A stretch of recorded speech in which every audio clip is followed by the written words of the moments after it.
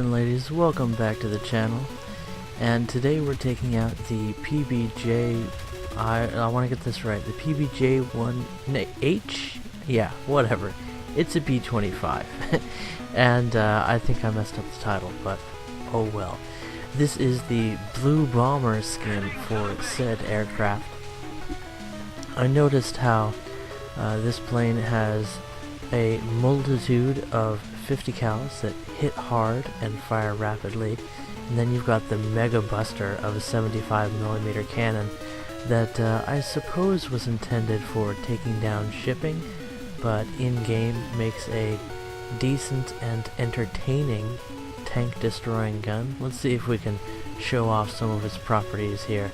If anything, we can show off its inaccuracy, awkward positioning, and low fire rate. Oh, we got a hit. There's also that. It blows up heavy tanks. At least in air RB. In tank RB, mixed battles, you may get mixed results. But that's probably a story for another time. In fact, it's a story from a time in the past, because I've already done a video on this plane with this skin. So why are we covering this one once again? Well, you may be aware that I'm grinding for Silver Lions right now, and I'm just not feeling fighter combat right now. It's just not something I'm interested at the current time. I've put in my time mostly in the P-47, which is available for, what is it, 3 nations right now, all of which I have unlocked the P-47 for. One of them by opening my wallet, or 2. But again, that's an old story. Now we're in the PBJ, and the question is, why?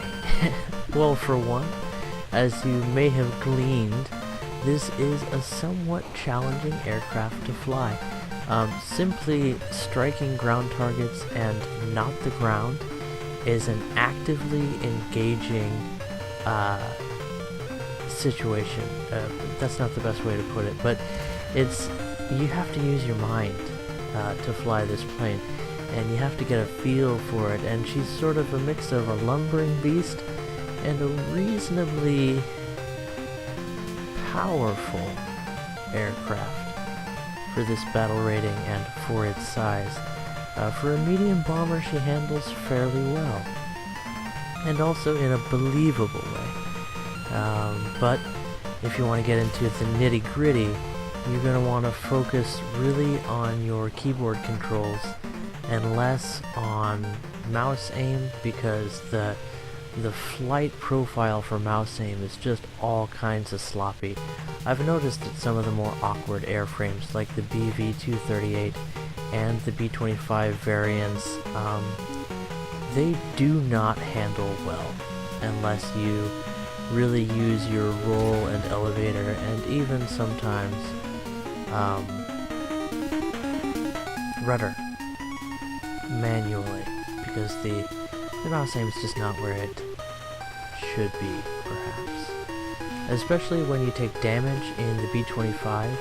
As of late, this plane airframe has been through a lot. And why do I mention the B-25 when this is a PBJ? They are the same airplane, except that the nose segment can be swapped out for a variety of modules. So it's the same plane, just some different modules. And you'll notice that on this PBJ, there's a counterbalance on one of the wings. No big deal. And you can notice that the action is heating up. I've picked sort of an oblique attack angle, and I didn't have a lot of company where I was, but I noticed that the battle was getting a little bit close, and I wanted to give a fighting chance to that ally fighter, but he's got himself in a bad position, and I don't feel like turning with these guys because they would catch me and kill me quite easily. The gunners on this particular plane have not been trained well, so I would have to take manual control, and that's just not a good situation to be in at this time, so I'm moving on. Best of luck to you, fella. In a fighter, of course, your life is in your own hands. If you're good and you do everything right, you can win a 2-on-1. But I think he's seen his last, and we decide to go head on with an ME410 because reasons. And you'll notice that we got yellowed on the root of one of our wings. Honestly, it's refreshing to have it not just tear right off, because the wings on the B-25 are not nearly as durable as they used to be. Especially the outer half of the wing tends to shear off quite quickly to 50 cal or 20mm fire and above, which is pretty much everything you'll face. But we did survive, and you'll notice that the plane is already handling a bit more sluggishly, and damage to the wings has a severe impact on the flight performance of this aircraft. Now, you saw in the intro that we were over Norway, and I actually had some fun footage of some other matches. Well, let's put it this way, I thought I had some fun footage, but I hadn't realized that before I was playing with instant replay turned off, so that is how I record my matches. And I thought I was saving video when in fact I wasn't. So I put the intro together and I go to line up the live gameplay, or not live gameplay, but the gameplay footage and make some commentary, and I go, I don't seem to have enough video files here. So we went out and we played a few more matches, and eventually, I think it was after 3 or 4 matches, we got into this one where everything just lined up. And this is pretty much the experience you'll get in an attacker, which that's what the PBJ is. If you go straight for the middle of the cluster of targets, and this is one of the problems I have with the latest Air RB maps. They're maps that were taken from Tank RB, and all of the ground targets are clustered in the middle of the map, and there's miles and miles.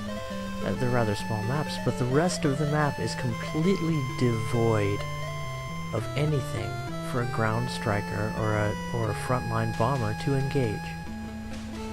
What's the problem with that? Well, for one, if you are in one of these strikers, you can end the match very quickly by taking out the small number of ground targets. But any low-flying enemy planes can feast on your souls, because there's only one place for you to go.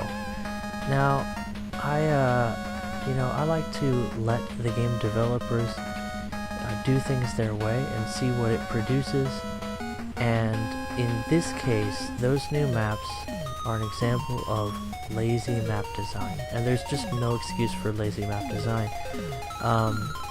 Gaijin have proved that they are capable of some very nicely designed maps.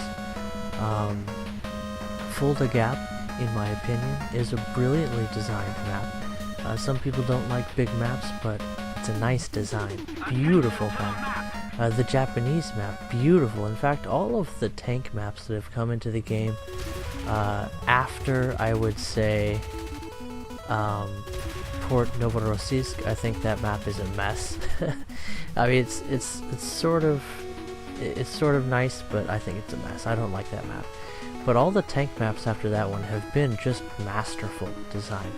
The Air RB maps, besides being receiving just a minimal amount of effort, have also been, to put it bluntly, uninspired, uninteresting, unengaging, and useless for anything except for fighter gameplay. And a fighter doesn't need anything, they just need air, to perform in Air RB, and that's the problem.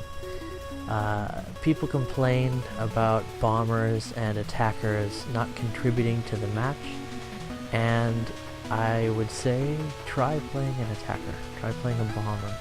It's so boring. Unless you get a fun map like this. Because this is a map that got some love. And you have a column of enemy tanks approaching a town full of enemy bunkers and guns, howitzers, anti-aircraft, batteries. And you can take out that column before it gets to the town. Or you can go toward the town at the center of the action. So if you want to get right into the action where a lot of enemy fighters are going to be, you can go for the town and just start taking down targets, which is, you know, that's the center focus on all these new maps. But you also have the option of going off to the side and being away from the main action, presumably, because people don't always act predictably in these matches, but they commonly do. Which is what you saw us do. We picked up a few tank kills, and then we head back to base, we land, and rearm ourselves, repair that minor damage that was causing major issues for our flight performance, and continue on with the match. Now, something I haven't mentioned very much is the other characteristics of the B-25. This is an airplane that I've talked about before, so there's not all that much to say, but we have some time. But before I get into that, how are you guys doing? You feeling good? What do you think about this Mega Man skin? Is it over the top? Did you notice that the weapon flames are blue? I was pretty proud of that. It took me a while to figure out how to do that, and by figure out how to do that, I mean that I copied somebody else's weapon flames mod and just changed the color of the flames. I think I gave him credit in the skin file that I have on live.warthunder, but I can't remember. It's a pretty simple bit of coding, but I'm not any good at that, so copy-paste is my coding language. But moving on, we see that there is an enemy fighter above us. I think that's one of the French MC something or others, if I recall correctly. Again, I can't read anything with this editing software that I'm using, and I don't care to pull up the video file while I'm doing commentary. We look to see if he's diving on us, and I don't hear anything. And one thing that I thought was rather curious about gunner view in the B-25, and I've noticed this on other bombers, but now's a good chance to mention it, is that you tend to nose up slightly when you're in gunner view, which is, that's fine, I suppose. But it would be nice if you could tune that auto flight when you're in gunner view to maybe have them fly at level elevation, or even if you wanted to set a dive angle or a specific climb angle. That would be rather nice. It could just be as simple as, and I'm sure you could accomplish the same effect with your elevator tabs, but well, I guess I just haven't set up. Elevator tabs are a pain in the butt because you can't really increment them gradually. It's an axis, if I recall correctly, from my sim days, and it's just a tough axis to get to work. But be that as it may, we talked about the tanks that are driving into the town. If I recall correctly, that's Gelsenkirchen, but I could be wrong, and don't correct my pronunciation. We won the war after all. We can call it what we want. Gisan. So, not too much to talk about as far as the action. We're striking ground targets and the match is winding down. We're feeling awfully ronery right now. So ronery and Saturday roan. There's nobody we can re-rate to. Nobody to call on the phone. So, at this point, I feel great because we've already had a good match. We got an air kill, which is more than you expect out of the PBJ. It's a fearsomely armed aircraft, but it's only really capable of taking enemies in a head-on if you're lucky, because you don't have significant pilot protection from the front, so they can pilot snipe you rather easily. This plane does tend to suffer from engine fires. The large radials on this airframe, I think they intentionally have... There's some things about the B-25 that have been intentionally nerfed over the course of its service. It is at a rather low battle rating, so its durability needed to be addressed. It started out being somewhat realistically durable. If you look at the wing spars, the wings have lots and lots of reinforcement, lots of structural elements to them, but in-game they snap off rather rapidly. Now, why is that the case? This is a battle rating, I think 4.0, 4.3, maybe, somewhere in the 4.0 range aircraft, and it's bristling with defensive 50 cals that have the unique property of splicing constantly. The dual 50 cals on the turret for the the main defensive armament, it's woefully inaccurate, we'll put it that way. You need to engage people at around 0.6k if they're on your tail, or they will just have a really good shot at you, and again, they nerfed your survivability. B-25 is no pushover, but it's not quite as durable as you would expect it to be. And your engines will catch fire very easily. And you can survive an engine fire about half the time, but on one engine you can't get very far. I did manage to land and repair on one engine in one of these matches, but that is the exception rather than the rule. What were we talking about? So you have some very potentially powerful defensive armament, which is why I think the B-25 has received a series of durability nerfs over the course of its lifetime, because this is a fearsome aircraft, and now it sort of feels a bit too much like RNG, a bit too much like gambling, if you will. There is some skill involved with this plane, which I feel I'm demonstrating fairly well with this video. This match was working fairly well for us, and I had a good feel for the aerodynamics of the plane and aiming the weapons, the multiple weapons on this aircraft. I'm still no good with bombing. It'll take me a while, and speaking of nerfs, how about those 500-pound bombs? Am I right?